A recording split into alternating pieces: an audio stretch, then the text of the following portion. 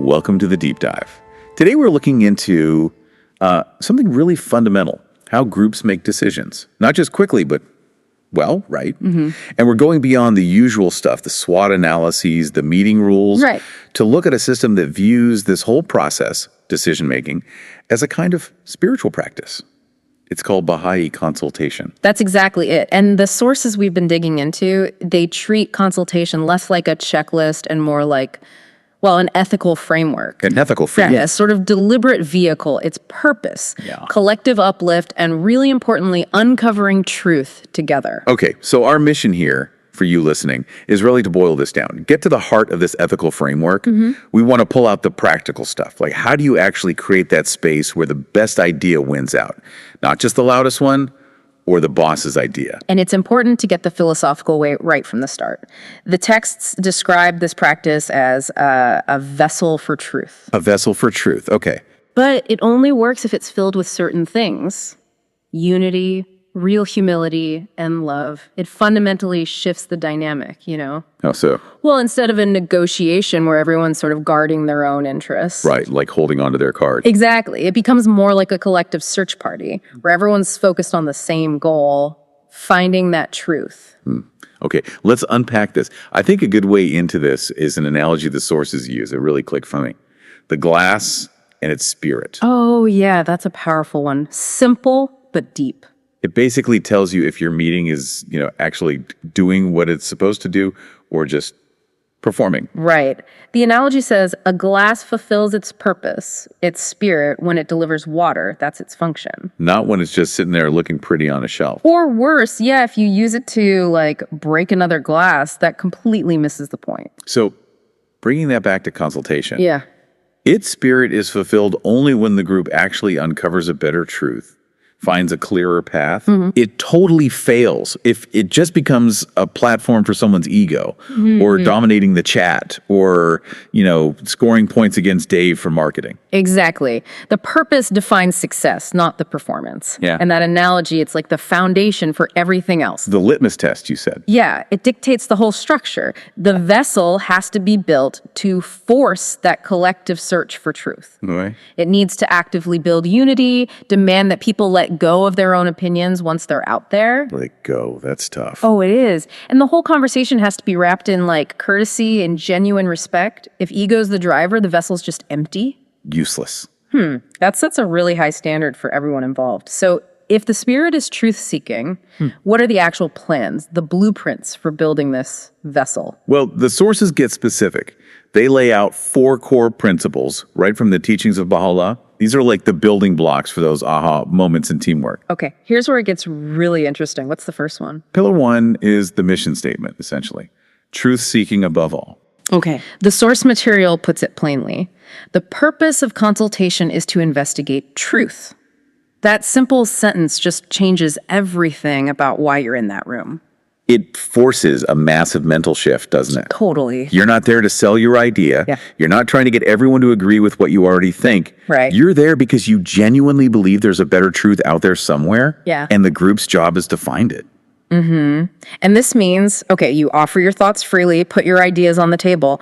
But then, and this is critical, the moment you've said it, you have to mentally detach, let it go. It's not yours anymore. Wow. Okay, so it belongs to the group now. Exactly. It becomes collective property, ready to be examined, tested, maybe even torn apart by the group. Which leads us where? What's the next pillar? That flows right into the second principle, which honestly might be the most powerful one for organizations. Unity as the outcome. Unity as the outcome. Now, hold on. I need to push back a bit here. Thinking about our listeners in, say, really practical, maybe high-pressure jobs. Okay. If you have major disagreements, real clashes of opinion, isn't forcing unity after a decision just asking for trouble?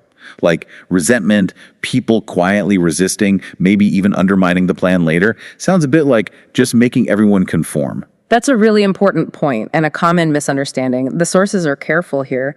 The unity they talk about is spiritual solidarity. Spiritual solidarity. Okay, what does that mean practically? It means it's the key organizational advantage. Disagreements aren't just tolerated during the discussion, they're welcomed. They actually help sharpen the truth, right? Okay, so debate is good. Vigorous debate is good, but once the group decision is made, once a path is chosen, Then what? then the expectation isn't blind obedience, it's wholehearted support, publicly and privately. Everyone commits to making that decision work. I see. So the practical payoff is maybe speed and commitment. Exactly. If you achieve that solidarity, you skip past all the internal politics, the hallway complaining, the subtle sabotage that kills so many projects elsewhere. Because everyone's invested in the group's success, even if their specific idea didn't win. Precisely. You invest in the outcome, not just your initial proposal, which makes the third pillar absolutely essential. Which is? Detachment from ego. This requires genuine humility, realizing the truth is bigger than you. This sounds like the absolute hardest part. In any setting, really. How do you even tell the difference between someone passionately arguing for a genuinely good idea and someone just defending their ego? It often comes down to the language people use, their posture, the reactions.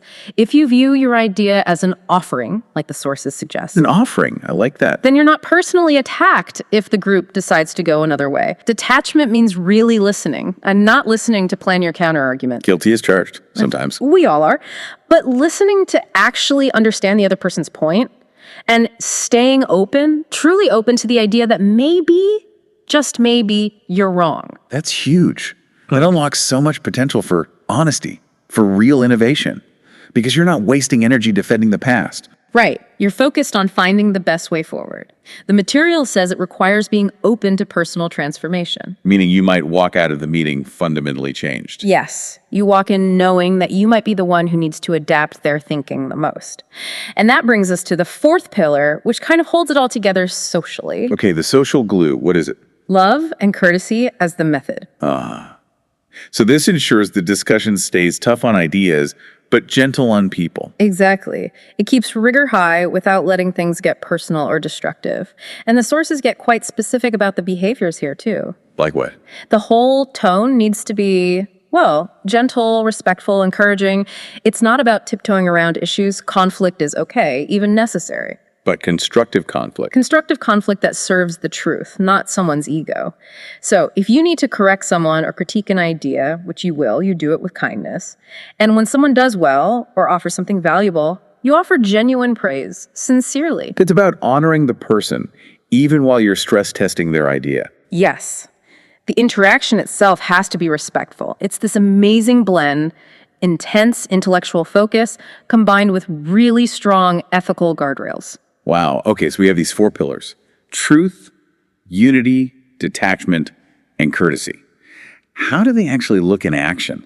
The sources give an example, right? They do. They point to the example of Abdu'l-Bahá as someone who embodied these principles in practice. It helps make the abstract feel, real. So if we could, magically observe him moderating a consultation today, what would jump out at us? How would it feel different from a typical corporate meeting? Well, first off, the whole atmosphere would be different. It would likely start with something explicitly spiritual, maybe a prayer, or just a moment of quiet reflection. Setting the tone right away. Exactly, signaling that this isn't just about business as usual, it's a higher pursuit, creating a kind of sacred space, if you will. And what else? You mentioned equality earlier. Yes, absolutely. You'd see a very deliberate focus on equality, which directly counters that common problem, the HPO effect, the highest paid person's opinion always winning. Here, every single voice is actively sought out and valued. Doesn't matter your rank, your background. The idea is to get the maximum diversity of thought onto the table. Okay, so inclusion is built in. Deeply. And the moderator, like Abdu'l-Bahá in this example, would actively model that detachment and deep listening we talked about. Keeping things on track. But not by shutting people down, more by preventing the discussion from becoming personal attacks or defensive maneuvers. The moderator's role is actually quite profound here. How so? It's not about forcing their solution. It's about gently guiding the group towards unity, towards finding that shared purpose and consensus. So the facilitator is more like a guardian of the process, protecting its integrity. That's a great way to put it. Protecting the space so truth can emerge. And doing it all with warmth, respect, maybe even humor. Making sure people feel safe to speak up, even with a tough critique. And ensuring the person receiving the critique doesn't feel attacked or shamed. Exactly. The moderator's success isn't measured by pushing an agenda, but by how freely the truth flows and how united the group remains, both during and after the decision.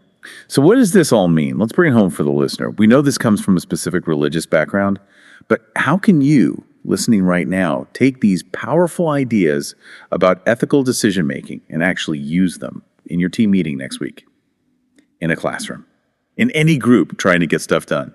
I think the key is to see consultation first as an ethical practice that has universal application. It's fundamentally about changing behaviors, not adopting a theology. Yeah, behavior change. And the sources offer some really concrete tools and ideas for, say, training or team development that you can adapt pretty easily. Let's talk about those tools. You mentioned symbolic visuals, that idea of the glasses pouring into a shared bowl. Yeah, I love that one. It's such a simple visual way to represent the core idea. Your contribution matters, but the collective outcome is the goal. So practically, you could just put a picture of that in the meeting room. You could. Or a similar image that represents shared effort. It's a low-stakes way to start shifting the mindset. It subtly reminds everyone, we're not here to see whose glass stays full. We're here to fill the shared bowl together. And what about actual activities? The sources mentioned role-playing. Right. Role-playing consultations specifically focused on practicing the really hard parts, like detachment and achieving that spiritual solidarity. Why role-play? Because most of us, frankly, are practiced at winning arguments, not at gracefully letting go. This is essential training. So you'd set up a scenario where... Imagine a role play where your specific goal is to argue passionately for point A, but then when the group decides on point B, your task is to genuinely, convincingly get behind point B. Maybe even physically, like moving to stand with the other side. So you're training the muscle of solidarity. Exactly. You're practicing detachment from your ego in a safe environment. Okay, but let's anticipate the pushback. If someone listening tries to introduce terms like spiritual solidarity or detachment in a, let's say, very results-focused, maybe competitive workplace, Yeah.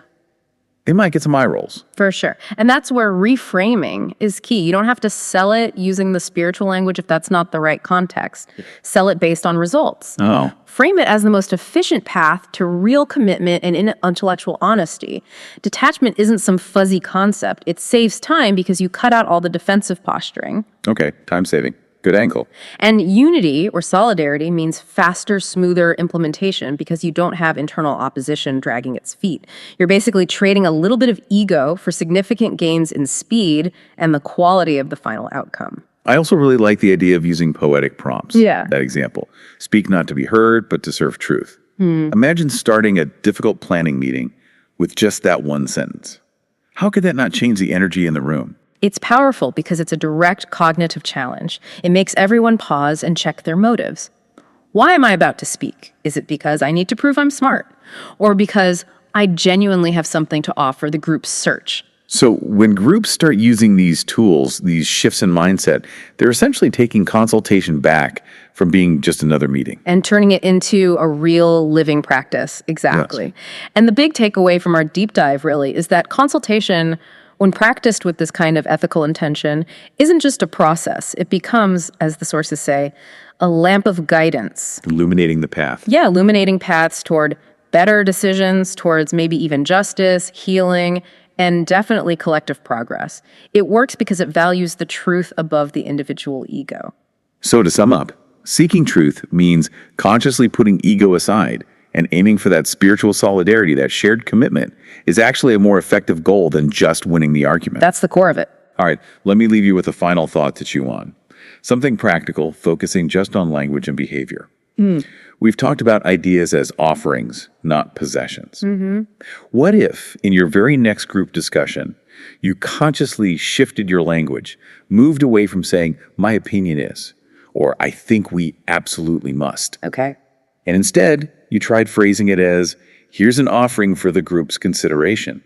Or, I'd like to offer this thought to the truth we're seeking. Just that small change in words. How might that tiny shift affect your own posture, your openness to listening, maybe even your body language? And ultimately, what impact could it have on the outcome of that conversation? That's a fascinating experiment to try. Something to think about. Thank you for joining us on this deep dive into the spirit of collective discovery. We really hope this gives you some tools and inspiration for your own group endeavors.